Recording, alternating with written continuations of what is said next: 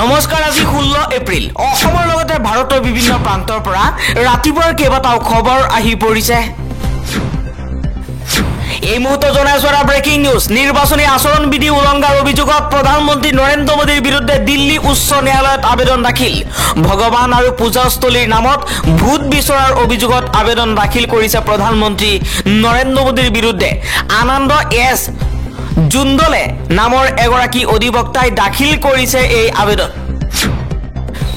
পৰৱৰ্তী খবৰ ধুবুৰীত নিৰ্বাচনী প্ৰচাৰ সভাত অংশ লৈ ঘূৰি অহা অৱস্থাত বাটত ভূপেন বৰাৰ গাড়ীত প্ৰায় আধা ঘণ্টা ধৰি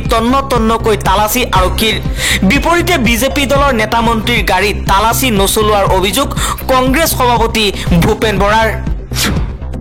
আন এটা খবৰ হিমন্ত বিশ্ব শৰ্মাৰ ঘোষণা ৰামলালাৰ প্ৰাণ প্ৰতিষ্ঠাৰ বাবে আমাৰ আমন্ত্ৰণ ৰক্ষা নকৰি কংগ্ৰেছ আৰু গান্ধী পৰিয়ালে দেশৰ হিন্দু সমাজক আঘাত হানিছে সেইদিনা ৰাহুল গান্ধীয়ে ধৰ্ণাত বহিলে আৰু তেওঁলোকৰ অসমৰ সভাপতি গৰাকীটো স্বয়ং ভগৱান শ্ৰীকৃষ্ণকে অপমান কৰিলে পৰৱৰ্তী খবৰ বিজেপি নেতাৰ অদ্ভুত যুক্তি সন্তান জন্ম নিদি দেশত নিবনুৱা হ্ৰাস কৰিলে মোদী আৰু যোগী আদিত্যনাথে এইবাৰ বিজেপি নেতাই প্ৰধানমন্ত্ৰী মোদী আৰু উত্তৰ প্ৰদেশৰ মুখ্যমন্ত্ৰী যোগী আদিত্যনাথক লৈ এই মন্তব্য কৰিছে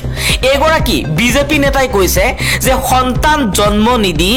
দেশত নিবনুৱা হ্ৰাস কৰিলে মোদী আৰু যোগীয়ে আন এটা খবৰ লোকসভা নিৰ্বাচনৰ পূৰ্বে দেশজুৰি জব্দ কৰা হৈছে 4650 কোটি টকা প্ৰতিদিনে জব্দ হৈছে প্ৰায় 100 কোটি টকা দেশৰ নিৰ্বাচন আয়োগে প্ৰকাশ কৰিছে এই তথ্য আন এটা খবৰ এইবাৰ কংগ্ৰেছক উভতি ধৰি মুখ্যমন্ত্ৰী হিমন্ত বিশ্ব শৰ্মাই এক ডাঙৰ মন্তব্য কৰিছে মুখ্যমন্ত্ৰী শৰ্মাই কৈছে কংগ্ৰেছৰ নেতাই নামাজ পঢ়ক তাত আমাৰ আপত্তি নাই কিন্তু সেই একে নেতাই ভগৱান শিশুৰামৰ কিয় বিৰোধিতা কৰে কংগ্ৰেছে গণতন্ত্ৰৰ স্লোগান দিয়ে আৰু এনেকুৱা ধৰণৰ স্লোগান শুভা নাপায় কংগ্ৰেছ সেইটোৱেই দল যিয়ে জৰুৰীকালীন অৱস্থা ঘোষণা কৰিছিল অসমীয়া লোকক গুলি চলাই হত্যা কৰিছিল আৰু শিখ হত্যাত নিয়োজিত হৈছিল আন এটা খবৰ কা বিৰোধী আন্দোলনত অসমৰ জাতীয় সত্তা জাতীয় স্বাভিমানক ভৰিৰে মোহাৰি বিজেপি চৰকাৰে 5 গৰাকীকৈ অসমীয়া যুৱকৰ বুকুৰ তেজেৰে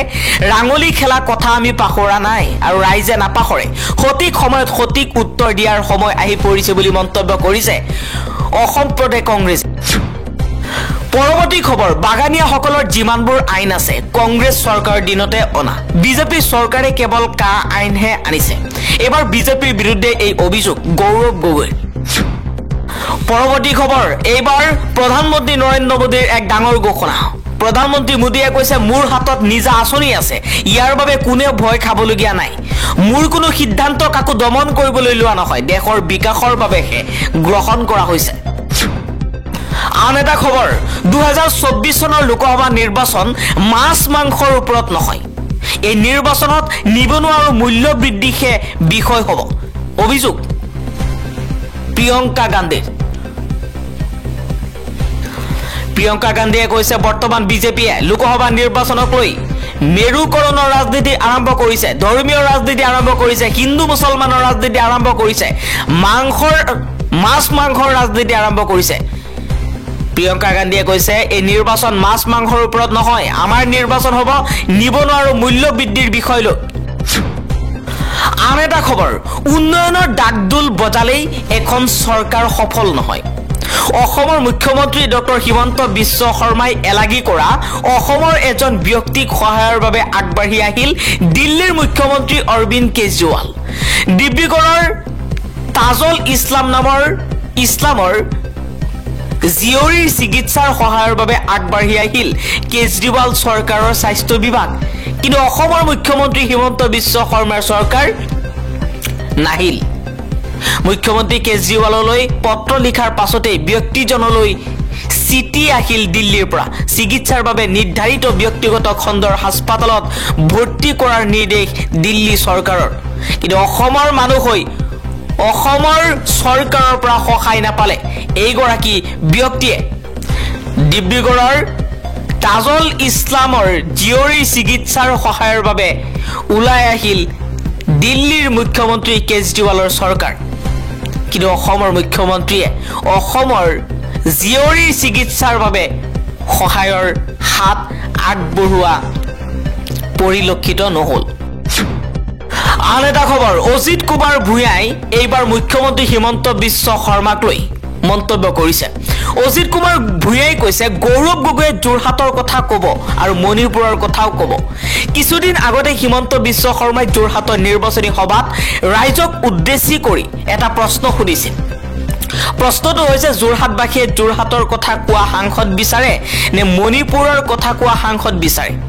আমি প্ৰথমতে ক'ব বিচাৰো মুখ্যমন্ত্ৰী হিমন্ত বিশ্ব শৰ্মা মুখ্যমন্ত্ৰী হিচাপে হিমন্ত বিশ্ব শৰ্মা কিমান নিকৃষ্ট হলে এনে ধৰণৰ মন্তব্য দিব পাৰে? মণিপুৰৰ কি হৈছিল আৰু কি হৈ আছে তেখেতে দেখা নাই নেকি?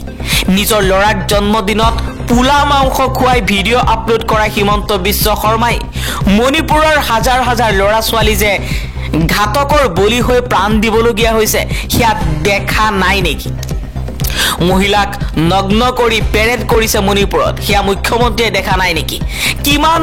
অসংবেদনশীল আৰু ৰাজনৈতিকভাৱে অন্ধ হৈ পৰিছে হিমন্ত বিশ্ব শৰ্মা, যি মণিপুৰত নৰেন্দ্ৰ মোদীয়ে কোনোদিনে ভৰি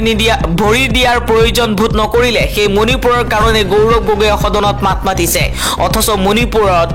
গৌৰৱৰ এটাও ভোট নাই, তথাপি মাত মাতিছে। হয়, যিকোনো সংবেদনশীল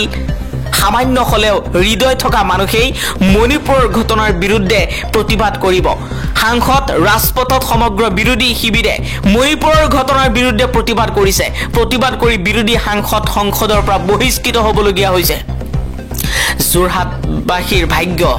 ইমান এজন সংবেদনশীল প্ৰাৰ্থী যোৰহাটবাসীয়ে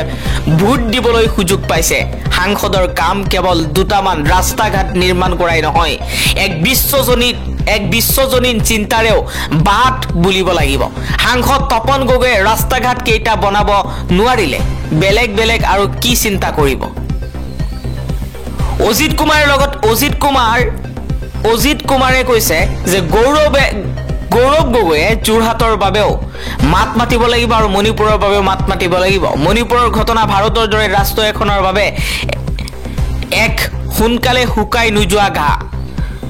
আমাৰ ভাই ভনী সদায় ঘাতকৰ হাতত প্ৰাণ দি আছে, অথচ চৰকাৰ নিমাত, প্ৰধানমন্ত্ৰী নিমাত। মণিপুৰ জ্বলি আছে, লাডাখত 140 ধাৰা জাৰি কৰা আছে। লাখ লাখ কৃষক ৰাজপথলৈ ওলাই আহিছে, কিন্তু নিজকে সৰ্বশ্ৰেষ্ঠ বুলি ঘোষণা কৰা প্ৰধানমন্ত্ৰীজন আজি নিমাত।